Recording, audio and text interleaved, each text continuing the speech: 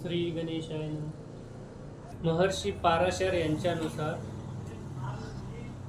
भविष्यामधील लाईफमधील काही जे पूर्वजन्म शाप आहेत, जे काही ॲन्सिस्टर कर्स आहेत, जसं की पितृदोष, काही पितृऋन्स यासारखे काही जे दोष आहेत, त्यामुळे आयुष्यात येणाऱ्या ज्या वेगवेगळ्या समस्या आहेत, अडचणी आहेत, पत्रिकेमध्ये काही जे ग्रह आहेत, जसं की राहू केतू,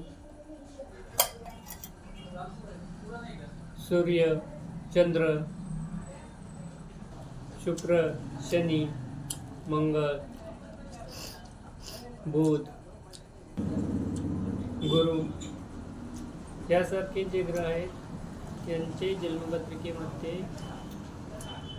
जे वेगवेगळ्या प्रकारचे कंजंक्शन्स युती तयार होते, त्यानुसार काही विशिष्ट अशा प्रकारचे दोष तयार होतात। त्यामुळे ज्या समस्या येतात त्या कमी करण्यासाठी वेगवेगळ्या प्रकारचे उपाय असतात, जसे की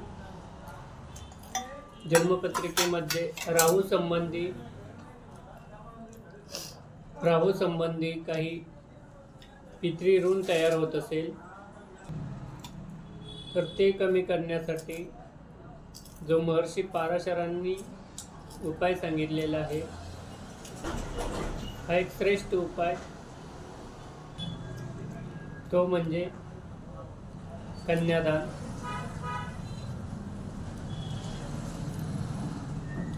पितृदोषाच्या ऋणामधून मुक्त होण्यासाठी कन्यादान करणे हा अत्यंत प्रभावी असा उपाय सांगितलेला आहे।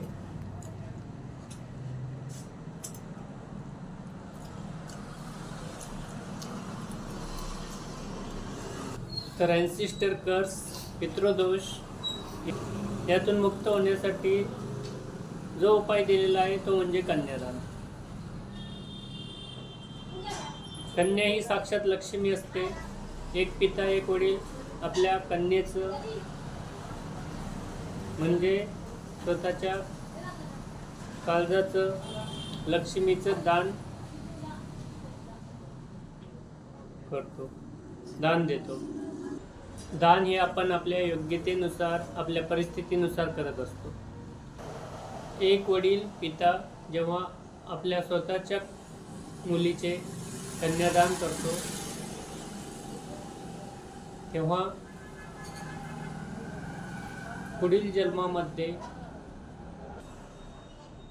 किंवा त्याच्या येणाऱ्या पुढील पिढ्यांना, त्याच्या पुढील जनरेशनला सुख, समृद्धी, ऐश्वर्य मिळते।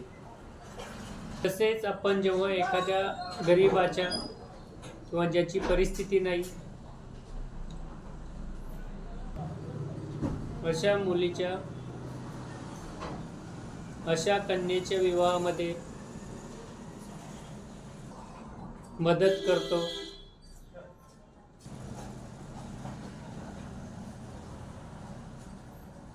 किंवा तिचे कन्यादान करतो, तर आपण पूर्वजन्मशाप जे आहेत, जे ॲन्सिस्टर कर्स आहेत, जे पितृऋण आहेत, यातून मुक्त होतो। तसेच कन्यादानामुळे काही कुळांचा उद्धार होतो, केलेल्या पापाचा नाश होतो, त्या पापातून मुक्तीही मिळते आणि मोक्ष प्राप्ती मिळते। तर मोक्ष प्राप्तीसाठी कन्यादान हे सर्वश्रेष्ठ दान आहे। अशा प्रकारे आपणास जन्ममृत्यूच्या संसाररूपी चक्रातून मुक्त व्हायचे असेल तर गरीब, निडी, गरजू मुलीचा, कन्येचा विवाह करावा।